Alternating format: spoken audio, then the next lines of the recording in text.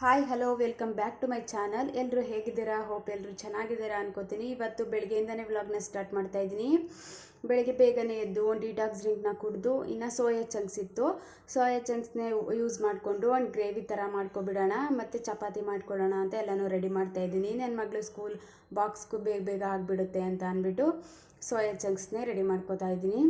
ಇನ್ನು ಸೋಯಾ ಚಂಕ್ಸಲ್ಲಿ ಹೆಚ್ಚಿನ ಪ್ರಮಾಣದಲ್ಲಿ ಪ್ರೋಟೀನ್ ಅಂಶ ಇರೋದ್ರಿಂದ ಆರೋಗ್ಯಕ್ಕೂ ಕೂಡ ತುಂಬಾ ಒಳ್ಳೆಯದು. ಇನ್ನು ಬೆಳೆಯೋ ಮಕ್ಳಿಗಂತೂ ಪ್ರೋಟೀನ್ ಅಂಶ ತುಂಬಾ ಅವಶ್ಯಕ. ಅದಕ್ಕೋಸ್ಕರ ಸೋಯಾ ಚಂಕ್ಸ್ ಅಂದರೆ ತುಂಬ ಇಷ್ಟಪಟ್ಟು ತಿಂತಾರೆ. ಒಂದು ಸ್ವಲ್ಪ ನಾನ್ ವೆಜ್ ಥರ ಟೇಸ್ಟ್ ಕೊಡುತ್ತಲ್ಲ, ಅದಕ್ಕೋಸ್ಕರ ಸೋಯಾ ಚಂಕ್ಸ್ ಗ್ರೇವಿನೇ ಮಾಡ್ಕೋತಾ ಇದ್ದೀನಿ.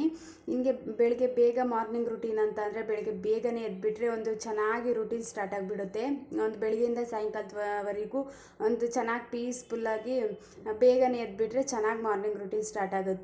ಅದೇ ಒಂದು ಸ್ವಲ್ಪ ಏನಾದರೂ ಲೇಟ್ ಆಯಿತು ಅಂತ ಅಂದರೆ ಆ ಗಡಿ ಬಿಡೀಲಿ ಅಡುಗೆ ಮಾಡಿಕೊಂಡು ಇನ್ನು ಮಕ್ಳಿಗೆಲ್ಲ ರೆಡಿ ಮಾಡೋದಿರುತ್ತಲ್ವ, ಇನ್ನು ನನ್ನ ಟಿಫನ್ ಮುಗಿಸಾದ್ಮೇಲೆ ರೆಡಿ ಮಾಡೋದು ಕೂಡ ಇರುತ್ತೆ.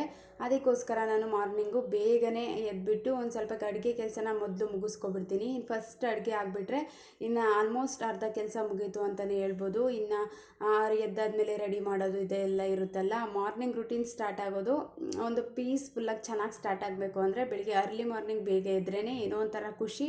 ಅವತ್ತಿನ ದಿನ ಕೆಲಸನೂ ಚೆನ್ನಾಗಿ ಆಗಿಬಿಡುತ್ತೆ. ಬೆಳಗ್ಗಿಂದ ಸಾಯಂಕಾಲದವರೆಗೂ ಏನೋ ಒಂಥರ ಖುಷಿಯಾಗಿ ಸ್ಟಾರ್ಟ್ ಆಗಿಬಿಡುತ್ತೆ. ಇನ್ನು ಸೋಯಾ ಚಂಕ್ಸ್ನ ಗ್ರೇವಿನೂ ಕೂಡ ರೆಡಿ ಮಾಡ್ಕೋತಾ ಇದ್ದೀನಿ.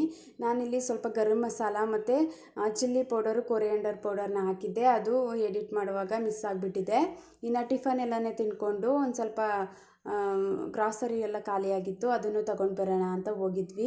ಎಲ್ಲನೇ ತೊಗೊಂಡು ಬಂದು ಗ್ರಾಸರಿ ಎಲ್ಲನೂ ನಾನು ಒಂದು 2 ಮಂತ್ಸ್ಗಾಗುವಷ್ಟು ಎಲ್ಲನೂ ಬರ್ಕೊಂಡು ಇಟ್ಕೊಬಿಟ್ಟಿರ್ತೀನಿ, ಏನೇನು ಬೇಕು ಯಾವ್ದಾವ್ದು ಬೇಕು ಅಂತ. ಯಾಕಂದರೆ ಅಲ್ಲಿಗೆ ಹೋದಾದ್ಮೇಲೆ ಮರ್ತೇ ಹೋಗ್ಬಿಡುತ್ತೆ, ಏನು ಅದು ತಗೊಳ್ಳಿಲ್ಲ ಇದು ತಗೊಳ್ಳಿಲ್ಲ ಅಂತ ಇದಾಗ್ಬಿಡುತ್ತೆ ಅಂದ್ಬಿಟ್ಟು ಎಲ್ಲನೂ ಲಿಸ್ಟ್ ಮಾಡಿ ಇಟ್ಕೊಬಿಟ್ಟಿರ್ತೀನಿ. ಇನ್ನು ಗ್ರಾಸರಿನೂ ತೊಗೊಂಡು ಬಂದ್ವಿ. ಬಾಕ್ಸಸ್ ಎಲ್ಲನೇ ತೊಳೆದಿಟ್ಬಿಟ್ಟು ಹೋಗಿದ್ದೆ, ಏನೂ ಒರೆಸಿರಲಿಲ್ಲ. ಎಲ್ಲನೂ ಚೆನ್ನಾಗಿ ತೊಳೆದಿಟ್ಬಿಟ್ಟು ಹೋಗಿದ್ದೆ, ಎಲ್ಲನೂ ಫಿಲ್ ಮಾಡ್ಕೊಬಿಡೋಣ ಅಂತ. ಇನ್ನು ಬಂದ ತಕ್ಷಣವೇ ಎಲ್ಲನೂ ಒರೆಸ್ಕೊಂಡು ಎಲ್ಲನೂ ಫಿಲ್ ಮಾಡಿ ಇಟ್ಕೊಬಿಡೋಣ ಅಂತ ಎಲ್ಲನೂ ಫಿಲ್ ಮಾಡ್ಕೋತಾ ಇದ್ದೀನಿ. ಇನ್ನು ಗ್ರಾಸರಿ ತಂದ ತಕ್ಷಣ ಫಿಲ್ ಮಾಡಿ ಇಟ್ಕೊಬಿಡ್ತೀನಿ. ಯಾಕಂದರೆ ಆಮೇಲೆ ಇಟ್ಕೊಳ್ಳೋಣ, ಸಾಯಂಕಾಲ ಇಟ್ಕೊಳ್ಳೋಣ ಅಂತ ಅಂದ್ಕೊಂಡು ಒಂದು 2 ಡೇಸ್ ಆಗೇ ಬಿಡುತ್ತೆ. ಅಯ್ಯೋದು ತೊಳೆದು ಇಟ್ಕೊಬಿಡೋಣ ಬಿಡು ಬಾಕ್ಸ್ ಎಲ್ಲನೇ ಅಂತಲೇ ಅನಿಸ್ಬಿಡುತ್ತೆ. ಅದಕ್ಕೋಸ್ಕರ ನಾನು ಏನೇನು ಖಾಲಿ ಆಗಿದೆ ಫಸ್ಟ್ ಎಲ್ಲ ನೋಡಿಕೊಂಡು ಬಾಕ್ಸ್ ಎಲ್ಲ ತೊಳೆದು ಇಟ್ಬಿಟ್ಟು ಹೋಗ್ಬಿಟ್ಟಿರ್ತೀನಿ ಗ್ರಾಸರಿನ ತೊಗೊಬರೋದಕ್ಕೆ. ಇನ್ನು ಬಂದ ತಕ್ಷಣವೇ ಎಲ್ಲನೇ ಒರೆಸ್ಕೊಂಡು ಒಂದು ಡ್ರೈ ಮಾಡಿಕೊಂಡು ಅಲ್ಲೇ ಫಿಲ್ ಮಾಡಿ ಇಟ್ಕೊಬಿಟ್ರೆ ಏನೋ ಒಂಥರ ಸಮಾಧಾನ. ಇಲ್ಲಾಂದರೆ ಒಂದು 2 ಡೇಸ್ ಆಗಿಬಿಡುತ್ತೆ, ನಾನು ಆಮೇಲೆ ಇಟ್ಕೊಳ್ಳೋಣ ಅಂತ ಅಂದ್ಬಿಟ್ಟು ಅದಕ್ಕೆ ಈ ಥರ ಮಾಡ್ಕೊಬಿಡ್ತೀನಿ. ಒಂದು 2 ಮಂತ್ಸ್ಗಾಗಷ್ಟೇ ನಾವು ಗ್ರಾಸರಿನ ಒಂದು ಸಲ ತೊಗೊಬರ್ತೀವಿ. ಯಾಕಂತಂದರೆ ಜಾಸ್ತಿ ಬೇಡ, ಎಷ್ಟು ಬೇಕೋ ಅಷ್ಟು ಒಂದು 2 ತಿಂಗಳಿಗಾಗಷ್ಟೇ ತೊಗೊಬಂದು ಎಲ್ಲನೂ ಇನ್ನು ಹತ್ರನೇ ಇದೆಯಲ್ಲ ಹೋಗಿ ತೊಗೊಬರ್ಬೋದು ಅಂತ ಈ ರೀತಿ ಮಾಡ್ಕೋತೀವಿ.